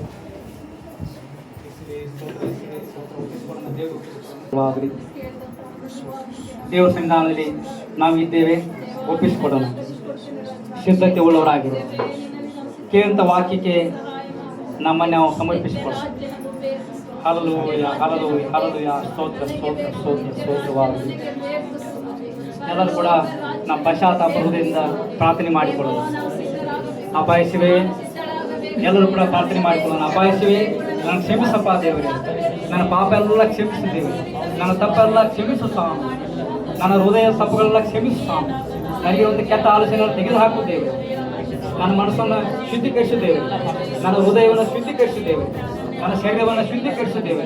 ನನ್ನ ಪ್ರಾಣ ಆತ್ಮ ಶರೀರ ಎಲ್ಲ ಶುದ್ಧೀಕರಿಸು ದೇವರೇ ಅಂತೇಳಿ ಎಲ್ಲರೂ ಕೂಡ ಬಾಯಿ ತೆರೆದು ಪ್ರಾರ್ಥನೆ ಮಾಡೋದಾದರೆ ದೇವರು ಖಂಡಿತವಾಗಲೂ ನಿಮ್ಮನ್ನು ಕ್ಷಮಿಸುವಂಥವನಾಗಿದ್ದಾನೆ, ನಿಮ್ಮನ್ನು ಶುದ್ಧೀಕರಿಸುವಂಥವನಾಗಿದ್ದಾನೆ. ನೀವು ಪ್ರಾರ್ಥನೆ ಮಾಡಿ, ನಿಮ್ಮ ಪಾಪಗಳನ್ನು ಒಪ್ಪಿಕೊಂಡು ಪ್ರಾರ್ಥನೆ ಮಾಡಿ, ಪಶ್ಚಾತ್ತಾಪ ಹೃದಯದಿಂದ ಪ್ರಾರ್ಥನೆ ಮಾಡಿ. ಯಾಕಂದ್ರೆ ದೇವರು ನಿಮ್ಮನ್ನು ನೋಡುವಂಥವನಾಗಿರ್ತಾನೆ, ದೇವರು ನೋಡುವಂಥವನಾಗಿರ್ತಾನೆ, ದೇವರು ನಿಮ್ಮ ಪ್ರಾರ್ಥನೆ ಕೇಳಿಸಿಕೊಳ್ಳುವಂಥವನಾಗಿರ್ತಾನೆ. ಅದಕ್ಕೋಸ್ಕರವಾಗಿ ಪ್ರಾರ್ಥನೆ ಮಾಡಿ, ಪ್ರಾರ್ಥನೆ ಮಾಡಬೇಕು, ಪ್ರಾರ್ಥನೆ ಮಾಡಿ. ಹಾಲೆಲೂಯ ಹಾಲೆಲೂಯ, ಸ್ತೋತ್ರ ಸ್ತೋತ್ರ. ಪಶ್ಚಾತ್ತಾಪ ಹೃದಯದಿಂದ ಪ್ರಾರ್ಥನೆ ಮಾಡಿದರೆ ದೇವರ ಕರುಣೆಯು ನಿಮ್ಮ ಮೇಲೆ ಇಳಿದು ಬರ್ತದೆ, ದೇವರ ಕೃಪೆ ನಿಮ್ಮ ಮೇಲೆ ಇಳಿದು ಬರ್ತದೆ, ದೇವರ ಸಮಾಧಾನವು, ದೇವರ ಪ್ರಸನ್ನತೆಯು ನಿಮ್ಮ ಮೇಲೆ ಇಳಿದು ಬರ್ತದೆ. ಅದಕ್ಕೋಸ್ಕರ ಪಶ್ಚಾತ್ತಾಪ ಹೃದಯದಿಂದ ನಾವು ಪ್ರಾರ್ಥನೆ ಮಾಡಿಕೊಂಡು ಎಲ್ಲರೂ ಕೂಡ ಆ ಕಡೆಗೆ ನೋಡದೆ ನಮ್ಮ ಕಣ್ಣುಗಳು ಮುಚ್ಚಿಕೊಂಡವರಾಗಿ, ಭಯಭಕ್ತಿಯುಳ್ಳವರಾಗಿ, ಕಣ್ಣುಗಳು ಮುಚ್ಚಿಕೊಂಡವರಾಗಿ ನಾವು ಪ್ರಾರ್ಥನೆ ಮಾಡಿಕೊಳ್ಳೋಣ. Hallelujah hallelujah. ಯೇಸು ನೋಡ್ತಾನೆ, ನಿಮ್ಮ ಹೃದಯಗಳನ್ನು ದೇವರು ನೋಡ್ತಾನೆ. ಅದಕ್ಕೋಸ್ಕರವಾಗಿ ನೀವು ಅಕಸ್ಮಾತ್ತಾಗಿ ಇಲ್ಲಿಗೆ ಬಂದಿಲ್ಲ, ದೇವರ ಒಂದು ಉದ್ದೇಶ ಇದೆ ನಿಮ್ಮ ಮೇಲೆ.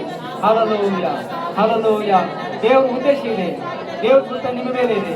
ನೀನು ಅಕಸ್ಮಾತ್ತಾಗಿ ಚರ್ಚಿಗೆ ಬಂದಿಲ್ಲ, ಅಕಸ್ಮಾತ್ತಾಗಿ ಯೇಸು ಕ್ರಿಸ್ತನ ಕಡೆಗೆ ಬಂದಿಲ್ಲ.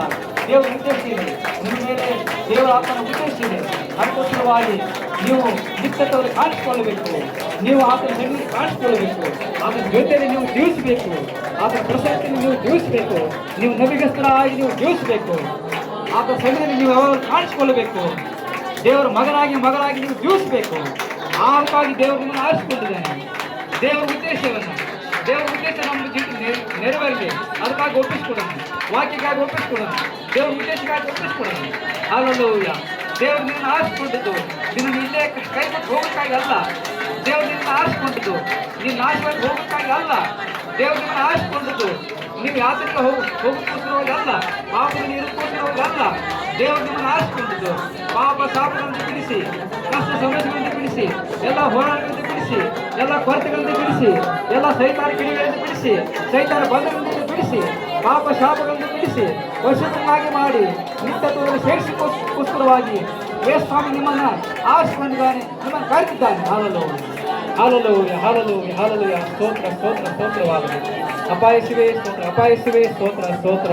ಪ್ರಾರ್ಥನೆ ಮಾಡಿದೆ, ಪಶ್ಚಾತ್ತಾಪ ಹೃದಯದಿಂದ ಪ್ರಾರ್ಥನೆ ಮಾಡುವಾಗ ದೇವರ ಕರುಣೆಯು ಆವರಿಸಿಕೊಳ್ಳುವಂಥದ್ದಾಗಿರ್ತದೆ. ಪಶ್ಚಾತ್ತಾಪ ಹೃದಯದಿಂದ ನಾವು ಭಾರದಿಂದ ದುಃಖವುಳ್ಳವರಾಗಿ, ಭಾರವುಳ್ಳವರಾಗಿ ನಮ್ಮ ಹೃದಯವನ್ನು ದೇವರ ಮುಂದೆ ಒಯ್ದು ನಾವು ಪ್ರಾರ್ಥಿಸುವಾಗ ದೇವರ ಕರುಣೆಯುಳ್ಳ ಹಸ್ತಗಳು ನಮ್ಮನ್ನು ಅದು ಆಧರಿಸುವಂಥದ್ದಾಗಿರ್ತದೆ. ದೇವರ ಕರುಣೆಯುಳ್ಳ ಹಸ್ತಗಳು ನಿಮ್ಮನ್ನು ಬಲಪಡಿಸುವಂಥದ್ದಾಗಿರ್ತದೆ. ದೇವರ ಹಸ್ತಗಳು ನಿಮ್ಮ ಕಣ್ಣೀರನ್ನ ಒರೆಸುವಂಥದ್ದಾಗಿರ್ತದೆ. Hallelujah hallelujah. ಕರ್ತನೇ ಸ್ತೋತ್ರ ಸ್ತೋತ್ರ. ಪಶ್ಚಾತ್ತಾಪ ಪಡ್ತೇವೆ ಏಸಪ್ಪ, ನಿನ್ನ ಮುಂದೆ ನಾವು ಪಶ್ಚಾತ್ತಾಪ ಪಡ್ತೇವೆ ಸ್ವಾಮಿ. ಸ್ತೋತ್ರವಾಗಿ ನೀನು ಪರಿಶುದ್ಧನಾದ ದೇವರು, ನೀನು ಕರುಣೆ ಉಳ್ಳಂಥ ದೇವರಾಗಿದ್ದಿ ಸ್ವಾಮಿ. ನಮ್ಮ ಕಣ್ಣೀರನ್ನ ಒರೆಸುವಂಥ ದೇವರು ನೀನಾಗಿದೆ ಕರ್ತನೆ. ನಮ್ಮ ಹೃದಯದ ಕರ್ತನೆ ಕಷ್ಟಗಳನ್ನು ಹೋರಾಟಗಳನ್ನು ಬಲ್ಲಂಥ ದೇವರು ನೀನಾಗಿದೆ. ನಮ್ಮ ದುಃಖವನ್ನು ಬಲ್ಲಂಥ ದೇವರು ನೀನಾಗಿದೆ ಸ್ವಾಮಿ. ಸ್ತೋತ್ರವಾಗಲಿ. ಈ ಲೋಕದಲ್ಲಿ ನಾವು ಜೀವಿಸ್ತಾ ಇದ್ದೇವೆ, ಪಾಪದಿಂದ ತುಂಬಿದಂಥ ಲೋಕ ನಾವು ಜೀವಿಸ್ತಾ ಇದ್ದೇವೆ. ಆದರೆ ನೀನು ಪಾಪದಲ್ಲಿ ಜೀವಿಸುವಾಗ ಕೂಡ ನಮ್ಮನ್ನು ಪ್ರೀತಿಸಿ ಆರಿಸಿಕೊಂಡು ಕರೆದು ನಮ್ಮ ಪಾಪವನ್ನು ನಿವಾರಣೆ ಮಾಡಿ ನಮಗೆ ರಕ್ಷಣೆ ಕೊಟ್ಟಿದ್ದಕ್ಕಾಗಿ ಸ್ತೋತ್ರ. ಆ ರಕ್ಷಣೆ ಮಾರ್ಗದಲ್ಲಿ ನಾವು ಯಾವಾಗ ಜೀವಿಸುವಂತೆ, ಪರಿಶುದ್ಧತೆಯಲ್ಲಿ ನಾವು ಯಾವಾಗ ಜೀವಿಸುವಂತೆ ನಮಗೆ ಸಹಾಯ ಮಾಡು. Hallelujah hallelujah. ಸ್ತೋತ್ರ ಸ್ತೋತ್ರ ಸ್ತೋತ್ರ ಕರ್ತನೆ. ಅಪಾಯಿಸುವೆ ನಾವು ಪ್ರಾರ್ಥನೆ ಮಾಡ್ತೇವೆ ಸ್ವಾಮಿ. ಸ್ತೋತ್ರ. ಇಲ್ಲಿ ಸೇರಿ ಬಂದಂಥ ಎಲ್ಲರೂ ಕೂಡ ಆಶೀರ್ವಾದ ಮಾಡು, ಕೃಪೆಯಿಂದ ತುಂಬಿಸು, ನಿನ್ನ ಮಹಿಮೆಯಿಂದ ತುಂಬಿಸು. ಎಲ್ಲರೂ ಕೂಡ ನಿನಗಾಗಿ ಜೀವಿಸುವಂತೆ ಸಹಾಯ ಮಾಡು, ಸಿದ್ಧತೆ ಉಳ್ಳವರಾಗಿ ಜೀವಿಸುವಂತೆ ಸಹಾಯ ಮಾಡು ಕರ್ತನೆ.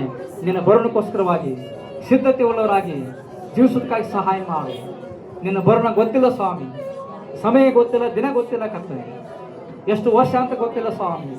ಆದರೆ ನಾವು ಯಾವಾಗಲೂ ಸಿದ್ಧತೆ ಉಳ್ಳವರಾಗಿ, ಯಾವಾಗಲೂ ಭಯಭಕ್ತಿ ಉಳ್ಳವರಾಗಿ, ಯಾವಾಗಲೂ ನಂಬಿಗಸ್ತರಾಗಿ ಜೀವಿಸುವಂತೆ ನಮಗೆ ಕೃಪೆಯನ್ನು ಕೊಡು ಸ್ವಾಮಿ.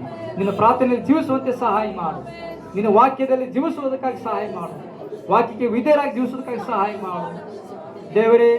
ನಾವು ಈ ಲೋಕದಲ್ಲಿ ನಾವು ಹುಟ್ಟಿ ಬರುವಾಗ, ಜನಿಸಿ ಬರುವಾಗ ಏನು ತಕ್ಕೊಂಡು ಬರಲಿಲ್ಲ, ಹೋಗುವಾಗಲೂ ಕೂಡ ನಾವು ಏನು ತಕ್ಕೊಂಡು ಹೋಗುವುದಿಲ್ಲ ಸ್ವಾಮಿ. ಆದರೆ ಇದರ ಮಧ್ಯದಲ್ಲಿ ಸ್ವಾಮಿ ಭೂಲೋಕದಲ್ಲಿ ನಾವು ಜೀವಿಸುವಾಗ ಇದೆಲ್ಲ ಕರ್ತನೆ ನೀನು ಕೊಟ್ಟಂಥ ದಾನವಾಗಿದೆ ಸ್ವಾಮಿ. ಕುಟುಂಬ ಕರ್ತನೆ, ಆಶೀರ್ವಾದಗಳು, ಆರೋಗ್ಯ ಕರ್ತನೆ, ಊಟ ಬಟ್ಟೆ, ಕೆಲಸ ಕಾರ್ಯ ಎಲ್ಲ ಇದೆಲ್ಲ ಕೂಡ ನೀನು ಕೊಟ್ಟಂಥ ಬಹುಮಾನವಾಗಿದೆ, ನೀನು ಕೊಟ್ಟಂಥ ದಾನವಾಗಿದೆ ಸ್ವಾಮಿ. ಸ್ತೋತ್ರವಾಗಲಿ. ಎಲ್ಲವೂ ನಿನಗೆ ಕೊಟ್ಟದ್ದು. ನಾವು ಬರುವಾಗ ತರಲಿಲ್ಲ, ಹೋಗುವಾಗ ಒಯ್ದಿಲ್ಲ, ಆದರೆ ಎಲ್ಲವೂ ಕೊಟ್ಟಂಥದ್ದು ಅದು ನಿನಗೆ ನೀನು ಕೊಟ್ಟ ದಾನವಾಗಿದೆ ಸ್ವಾಮಿ, ಸ್ತೋತ್ರವಾಗಲಿ. Hallelujah, hallelujah. ಆದರೆ ನಾವು ಈ ಭೂಲೋಕ ನಾವು ಜೀವಿಸುವಾಗ ನಿನಗಾಗಿ ಜೀವಿಸುವಂತೆ ಸಹಾಯ ಮಾಡು.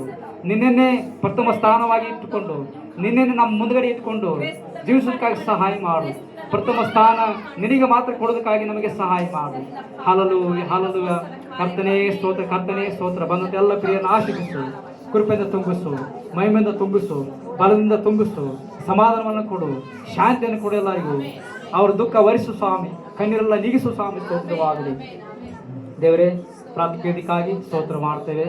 ಯೇಸು ಕ್ರಿಸ್ತನ ನಾಮದಲ್ಲಿ ಬೇಡ್ತೇವೆ ತಂದೆ, ಆಮೆನ್. ನಮ್ಮ ತಂದೆಯಾದ ದೇವರ ಪ್ರೀತಿಯು, ಕರ್ತನಾದ ಯೇಸು ಕ್ರಿಸ್ತನ ಕೃಪೆಯು, ಪರಿಶುದ್ಧಾತ್ಮನ ಅನೀತಿಯು, ಶಾಂತಿಯು, ಸಮಾಧಾನವು ಸೇರಿ ಬಂದಂಥ ನಮ್ಮೆಲ್ಲರ ಮೇಲೆ ಯಾವಾಗಲೂ ನಿರಂತರವಾಗಿರಲಿ. ಆಮೇನ್, ಆಮೇನ್. ಮುಂದಿನ ವಾರ ಕರ್ತನ ಬೇಜ ಇರ್ತದೆ, ಅದಕ್ಕಾಗಿ ಪ್ರಾರ್ಥನೆ ಮಾಡ್ಕೊಂಡು ಬರ್ರಿ. ದೇವರು ನಮ್ಮನ್ನು ಆಶೀರ್ವಾದ ಮಾಡಿ.